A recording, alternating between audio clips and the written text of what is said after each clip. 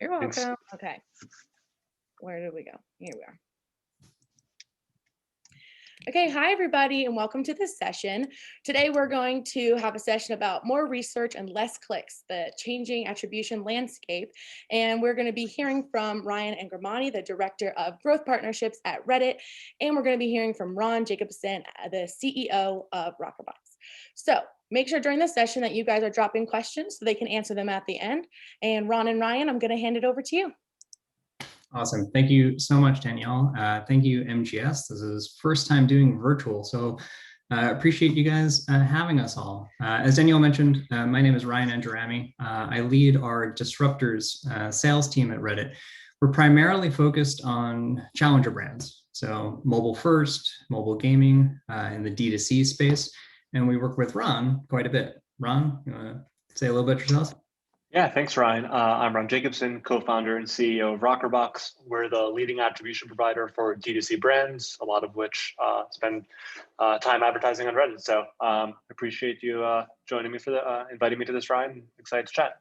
Yeah, absolutely. So what we're going to do today is kind of talk about some of the trends that we've witnessed over the last 12 or so months, both of working together, the pandemic overall, how user behaviors have changed, and all these sorts of things.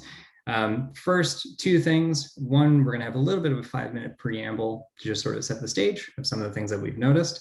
And then also, I've been told to repeatedly mention we are going to be taking questions after our own Q&A.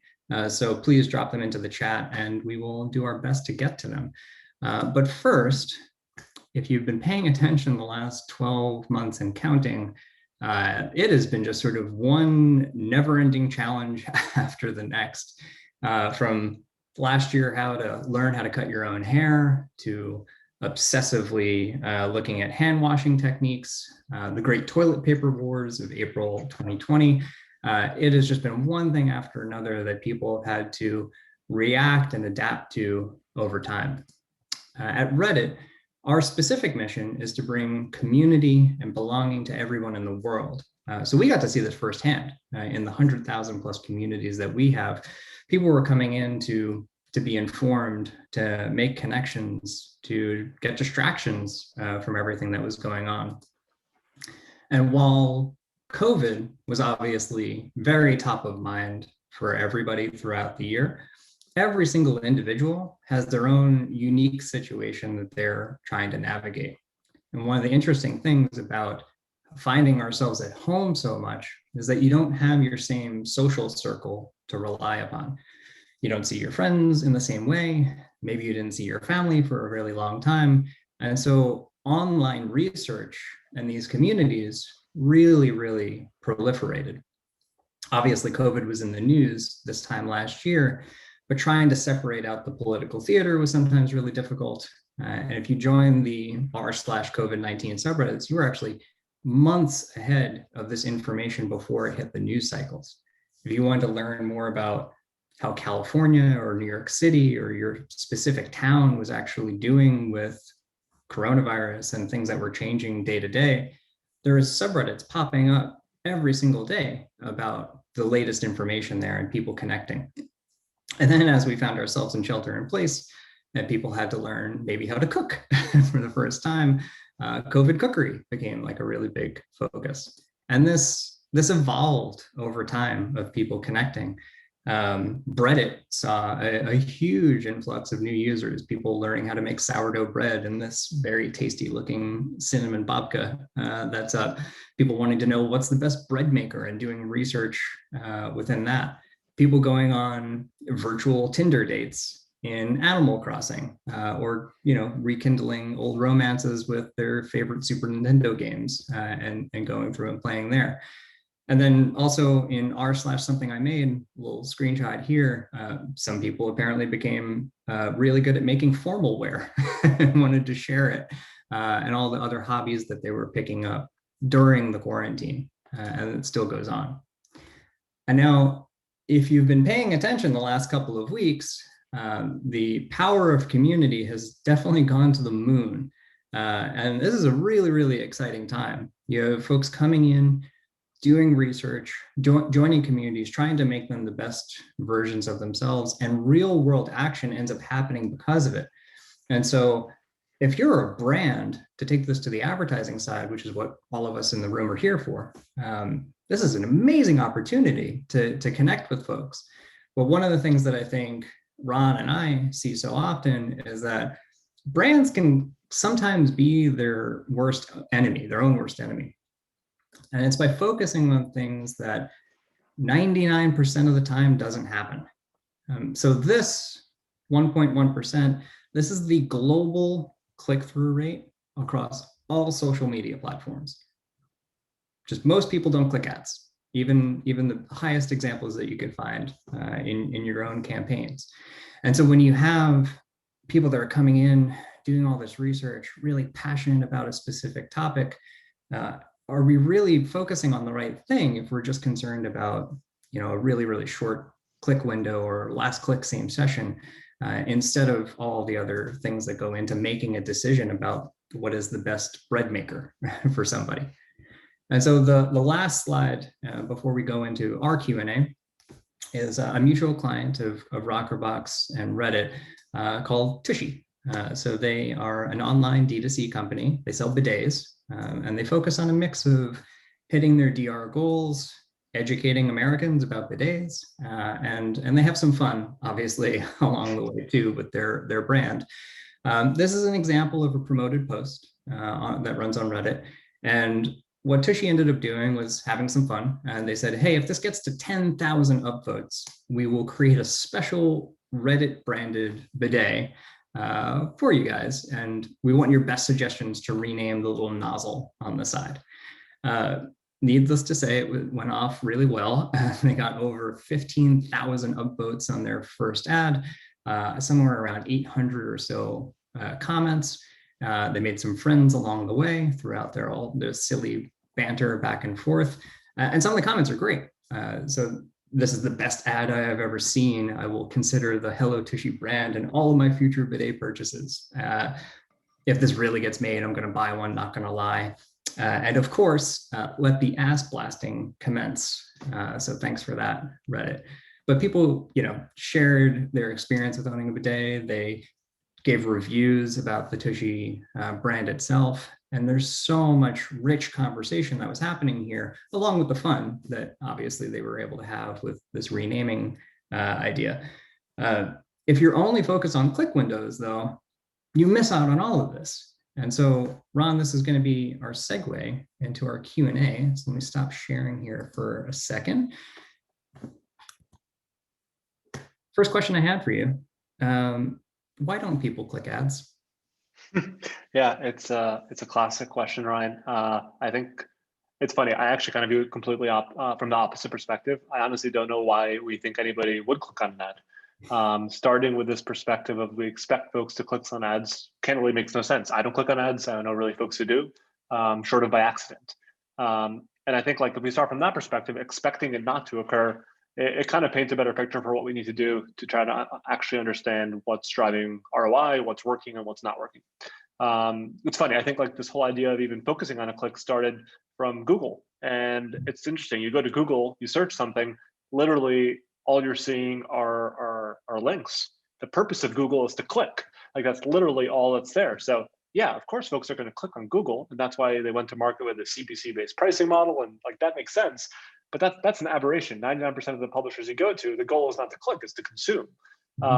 So to take this idea of the click that kind of was perfect for a Google world and even believe that it should work on other platforms is kind of asinine. And it's sort of dominated the whole mindset of marketers for decades now. So yeah, I don't know. I think asking that question of why we even think somebody should click is probably a better place to start, Ryan. Yeah. We talked about this, a couple of weeks ago, where I shared we are spending way too much in coffee for our own lives, and it was okay when it was part of my commute because it was a daily habit.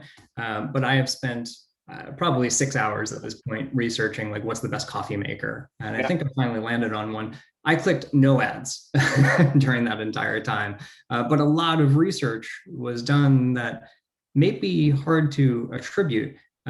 Sort of in your opinion, how undervalued is research for the types of brands that you guys are working with?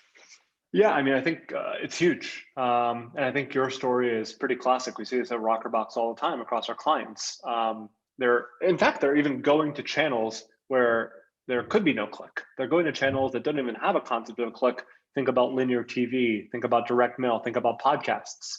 And I'm not saying they're using all of those channels to research, but all those channels are influencing their mindset and what they're thinking about and what's even top of mind for them. So to begin with, folks are spending a lot of time and money. We see this across all of our clients at Rockerbox on these channels where there shouldn't even be a click. And then to your point, they're spending a lot of time researching. They're spending a lot of time actually looking for what is the right product for me. I do it all the time. I mean, I literally bought a yoga mat this week. I spent 30 minutes researching yoga mats, and it was ridiculous for a $15 purchase. But it's kind of the mindset we've gone into these days. So I think as a marketer, being able to understand that research is happening, trying to find the best ways to measure it, it's super critical, or else otherwise you're going to happen to just invest in those channels that drive that final click. We kind of call them bottom feeders or Rockerbox. It's a strategy. You can invest there, but you're going to be wasting a lot of your money. So yeah, really important to try to figure out where folks are spending their time and what's actually getting them the information that goes into the decision, not just what's that final thing that drove that last mile before the purchase. Got it. And so you touch on a little bit of this, and I think as we sort of also shared in just like that first 5 minutes, there was a lot of challenges for everyone in the last couple of months into the last year plus. On your side, being a multi-touch attribution solution, what was the biggest challenge you saw in 2020 for D2C brands, folks like Tushy? I think the biggest challenge is really just the speed of change that was required. Like literally, Ryan, we saw come April, May, everybody pulled back. Everybody was scared. There was just a palpable fear across the world that they might go out of business. They might not have any revenue coming in. So overnight, our clients were all reaching out to us and asking Rockerbox, how do I cut my spend? How do I cut my spend? And that was completely the opposite of what we were hearing pre-COVID. Pre-COVID, it was, I'm testing new channels, I'm testing OTT, I'm testing Reddit, I'm testing all these different places. So I think being able to shift that mindset really, really quickly was a super big challenge for our clients, especially given that most of them grew up in that grow kind of environment. So it's a different mindset switch overnight. And again, that flipped again. I think around June, July, August, folks started to realize, people actually are buying. People are researching. People are trying to figure out product. People need things to do at home. We're all kind of bored, and spending money is a fun thing to do, I guess. So that mindset change and instantly going back to that spend kind of mentality. But that ability to switch really quickly requires good measurement, requires a good understanding of what's working, what's not working, and it required us spending a lot of time with our clients, which was fun, but definitely challenging. Yeah. All right. So I know that we asked people for questions, but I'm going to get ahead of this question in case it's already been asked in the Q&A of the chat, because I think it's on a lot of people's minds. For a post-IDFA world, potentially a post-cookie world, depending on what happens over time. There's obviously a lot more regulation. There's a lot more changes happening.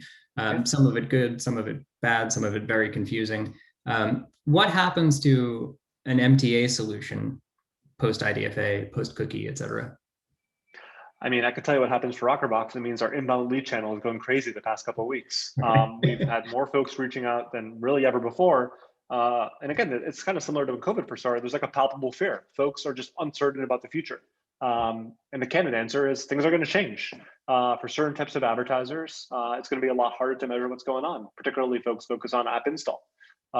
E-commerce is going to have less of a hit, but for brands that have a longer purchase cycle, you're going to potentially have a higher proportion of times where you really can't track the same user from a year ago until today. It doesn't mean it's not going to happen all the time, but more often than not, it's going to be hard to track that long purchase cycle. We're already starting to see there are a lot of techniques that folks are using to try to mitigate that. And it's important to actually step back. I mean, the cookie changes happened a year ago in Safari. ITP happened 2 years ago. So I think the smart marketers have been getting ahead of this, trying to do things like leveraging promo codes more interestingly, being really smart and creative around how to capture first-party data, how to capture email addresses, how to capture phone numbers, trying to get a direct connection to a customer, post-purchase surveys, all these kind of softer ways to try to attribute your marketing. But even still, I go back, like, let's think of linear TV. There was, you can't know that somebody got served an ad on TV. You can't know that somebody clicked an ad on TV. That somehow folks spend a lot of money on TV before digital even started and today. And I think that's the mindset we need to go to, that we need to just continue to have the best way to attribute any given channel, recognizing limitations, and recognizing that you're not going to attribute all channels in the same way. And that's okay. I think something that's strange for me to say as a founder of an attribution company, it's not perfect. It's impossible to be perfect. Right. But that's okay. I think we can still, and we've seen this time and time again in Rockerbox, you can still make really smart marketing decisions with data that's not 100% what you want it to be. So kind of speaking on that, you actually touched on a couple of the things I wanted to ask you next of, so we started out a lot of this chat of like, people do a lot of research and marketers are so focused on clicks and 99% of ads don't get clicked, right? Are you seeing a big move to things like out of home or connected TV or other places where it's impossible to measure a click? The click can't actually occur. And I'm just kind of curious of what you're seeing on the D2C side there. Yeah, I mean, I think I've even abstracted more out. What we're just seeing is a giant flood of folks trying to move as much and as quickly as they can away from being exclusively reliant on Facebook and Google. It's not to say that you can't be successful at Facebook and Google, that you can't grow your business to a good degree, to a good level of revenue. But folks are apprehensive to have so much of their business reliant on those two channels. And I've seen this for years. Honestly, that's really what got my business first going. Folks go beyond Facebook, Google. Maybe they try Reddit or channels like that. And they don't really know how to track it. And even more, all of a sudden, it's not that you're just in these two channels, you're on two channels plus other social platforms, podcasts, influencers, affiliates, direct mail, out of home, OTT. And the combination of all those and the intersection between all those is just really, really, really tough. So that's exactly the moment when brands come to Rockerbox and where I think we can first be super valuable and helpful for them.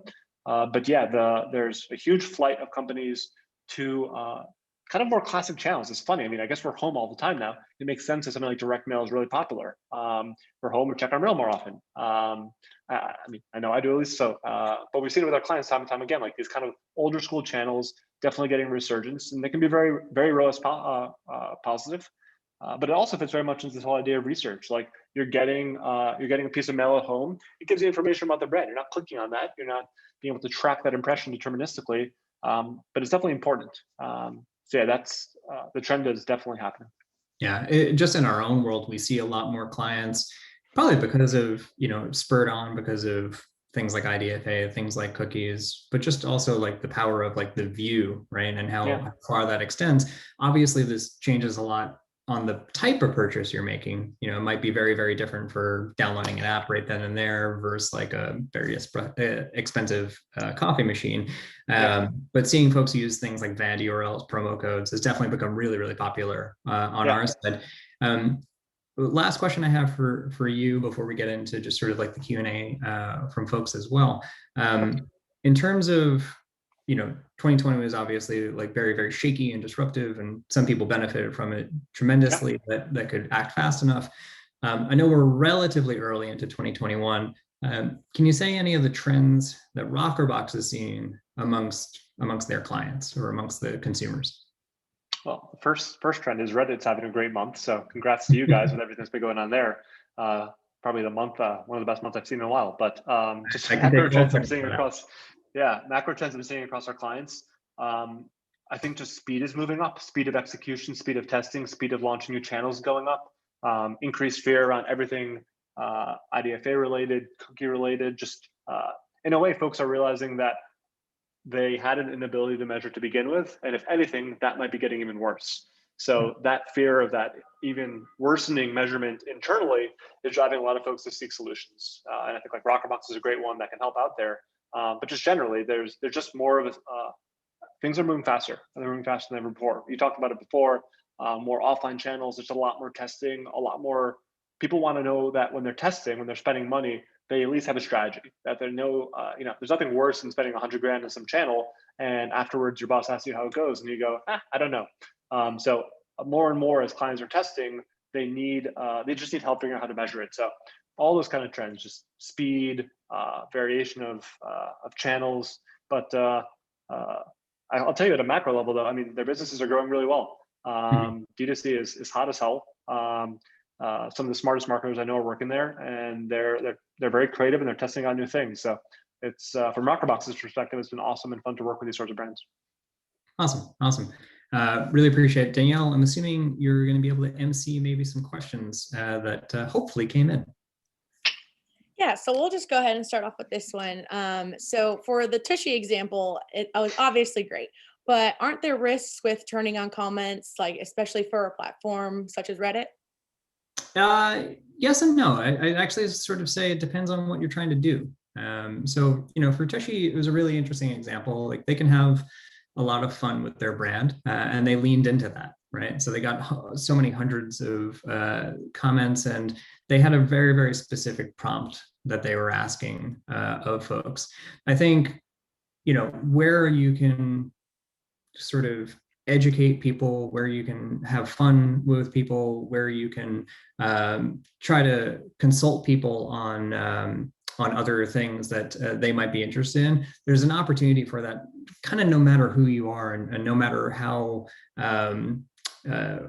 strict your own brand sort of image is, right? We see this with like financial companies, obviously, doing a lot of education right now around investing and all these other things.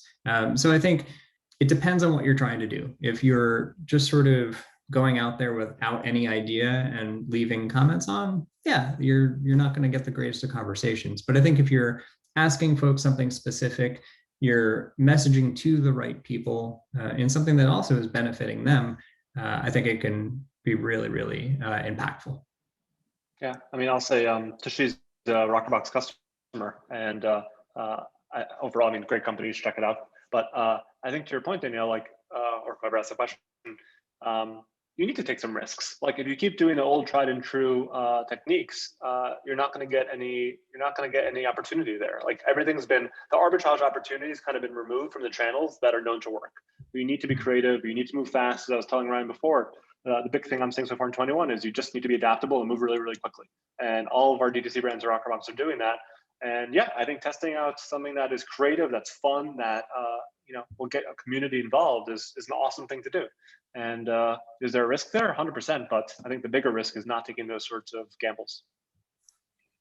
Yeah, I agree. I mean, you'll definitely have people talking about it one way or another. So, I mean, that's always a good thing, I guess.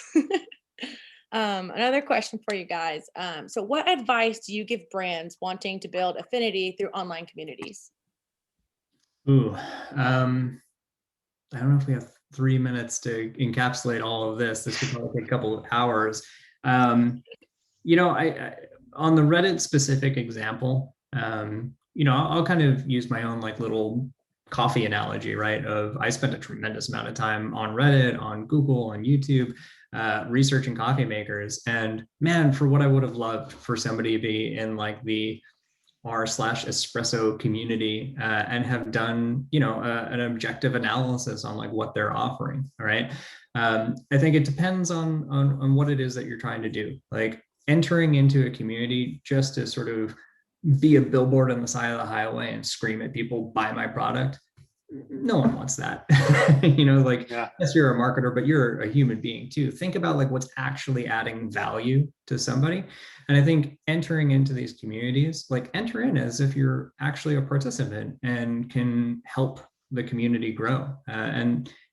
If that's educational purposes, if that's sharing something that you feel really passionate about, answering comments as well, just as an actual user, I think that goes a really, really long way of building that trust. And that's what so much of these communities are built on. It's not just the passion, but it's also like the trust of being able to go in there and knowing that you're getting objectively good advice and that good content rises to the top and bad content gets downvoted to the bottom. I mean, I agree with that. I think it's at the end of the day, it's having something to say. It's having something to say you actually think is meaningful, having something to say you think actually provides value to people. Everybody wants to talk, but few people actually say things that matter. So if you take the time to actually think and make sure what you're saying would benefit folks, people will gravitate to that. And we see that with our clients all day long. Yeah, I completely agree. I mean, That was a great session, guys. I mean, obviously, there's a bunch of controversial things that everybody could talk about. I mean, 2020 was obviously a hard year, which you guys have said over and over again. And so it's kind of nice to have that little tushy to kind of soften the blow of everything else that people can kind of, get a laugh out of, or, just have something to talk about that's different than the pandemic that's going on. I mean, even now we get to be maskless. I mean, that's another thing that people could talk about. But thank you guys so much for this session today. This has been great. If anybody else has questions for you guys, is there anywhere that they could reach out? For me, ron@rockerbox.com. Email, happy to chat. Perfect. Yep, I would say ryan.angerami@reddit.com or on LinkedIn as well. Okay, great. So thank you guys again for this. And thank you to Reddit and Rockerbox for being sponsors of this conference.